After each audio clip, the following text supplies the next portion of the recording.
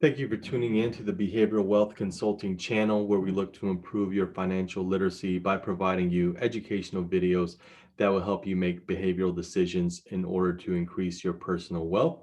In today's video, we'll be discussing ESPPs, also known as Employee Stock Purchase Plans, what it is, and if it may be right for you.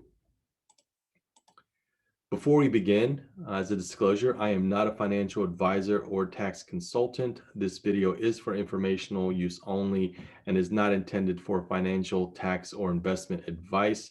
Always consult with your own financial advisor before making any financial decisions based on your situation. So what is an employee stock purchase plan? The employee stock purchase plans are essentially a type of payroll deduction plan through your employer that allows you as the employee to buy company stock without having to make the transactions yourself. These plans provide a very easy and convenient way for employees to purchase shares of a company and improve their net worth over time. Employee stock purchase plans can vary by company, so you should always check with your human resource department or appropriate contact for more information. However, for most ESPP programs, there are specific eligibility guidelines, offering periods, pricing, and tax implications that you should understand. This is why you should research your specific company's ESPP program before enrolling. Before you can enroll in the ESPP program, you'll need to research the eligibility requirements first. Some companies do not allow employees who own more than a certain percentage of company stock to participate in the ESPP program. There may also be specific time periods where a company expects an employee to have been employed before utilizing the ESPP benefits. And typically, ESPPs are completely voluntary and can be stopped or modified after enrolling based on personal life events or decisions. The ESPP offering period is a specific date that the company outlines, which is a time frame in which a payroll deductions are made, as well as a time period in which the company determines its employee stock purchase price. Some companies offer multiple purchase dates within a time period. So, for example, a company may only allow the employee stock purchase one time in a 3 month period, where another company may have two or three purchase periods in a 3 month window. You should always confirm this with your company ESPP program policy. ESPPs can offer employees a price advantage in a couple of different ways. First is the most direct way, which is a specific discount off the share price on the date of the purchase.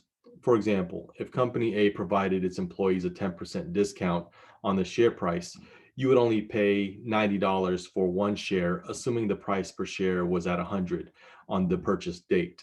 So 10% equaling a $10 discount. Now, this may not seem like a lot up front, but as you begin to acquire more shares, 10% discount can really add significant savings and buying potential. The second way an employee could benefit is what's called a look back provision. This is when the plan allows for the stock purchase price to be whatever the lowest share price was during the offering period, plus the company discount if applicable, which could make your potential earnings much greater.